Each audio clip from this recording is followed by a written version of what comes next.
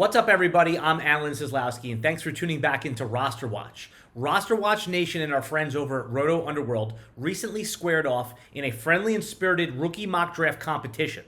The exercise will help educate our loyal members about the 2021 rookie class, providing player evaluation and strategy perspective from all 12 of the participants in this draft.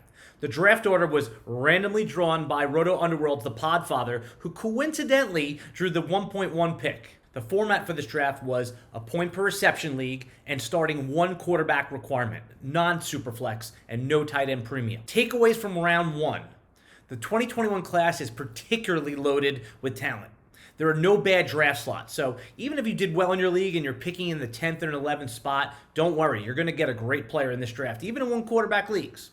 The second takeaway is there is a tier of 3 players at the very top. There's no consensus 1.1 just yet. Third takeaway is traditionally it is not optimal to take a quarterback in round 1 of your rookie drafts, but there is a debate, and a spirited one of that, if Trevor Lawrence belongs among the top 12 players selected in the 2021 rookie draft.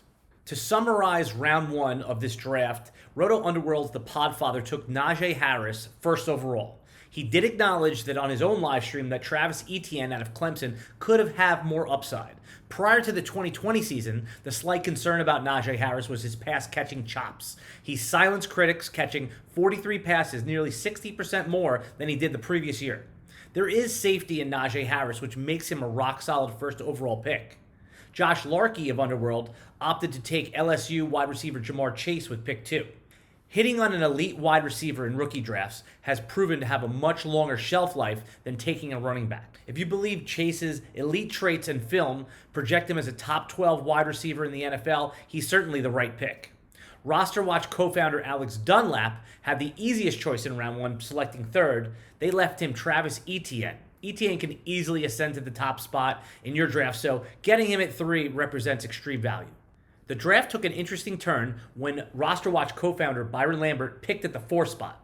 Despite a non-tight end premium league, he took Florida tight end Kyle Pitts. Though tight ends usually don't traditionally get selected high in most years, Pitts is a different species of player. Pitts is projected to be a top 15 real-life NFL pick, and his elite wide receiver-like skills project his draft capital to be as high as the 5th overall pick. With his wide receiver-like skills and projected draft capital, this is a sharp and courageous pick by Byron Lambert. Senior RosterWatch writer The Trashman is happy to take Heisman Trophy winner Devonte Smith with the 5th pick. Smith is projected by some to be taken as high as 3 overall in the real NFL draft. His size of 6'1" and 175 pounds are giving some pause as if he can hold up against the physical demands of the NFL. Trashman loves Smith, and he is certainly not concerned. The 6th pick in the draft belonged to Underworld's Cody Carpentier, who is a sharp model-based evaluator.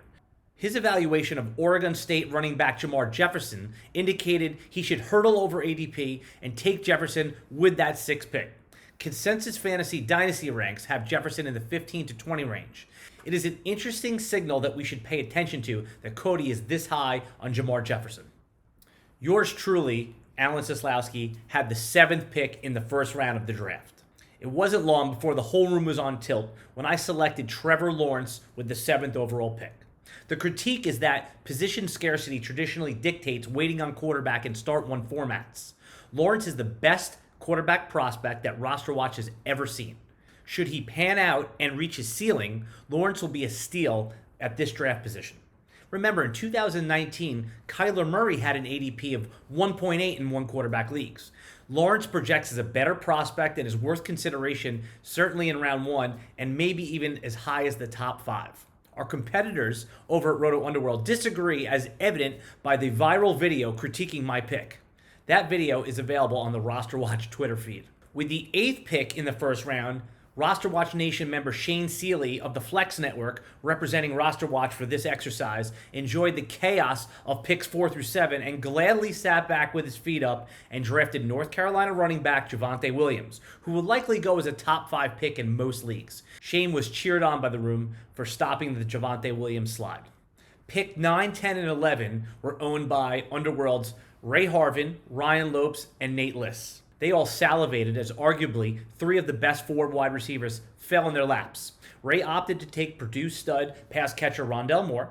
Lopes got his guy by taking Rashad Bateman, the Minnesota wide receiver, while List laughed all the way to the bank getting Jalen Waddle out of Alabama. Waddle is a player that many sharp analysts say could end up being the best of the entire impressive class.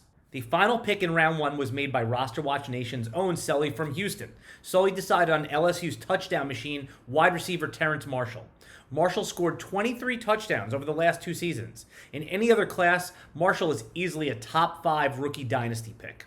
Okay, RosterWatch Nation, that's it for today. We'll be back with round 2, 3, 4, and 5 and break down this draft in future videos. Remember to like and subscribe to get notifications when we go live, and leave us a comment in the video. Let us know who made the best pick and who made the worst pick. Until next time, goodbye.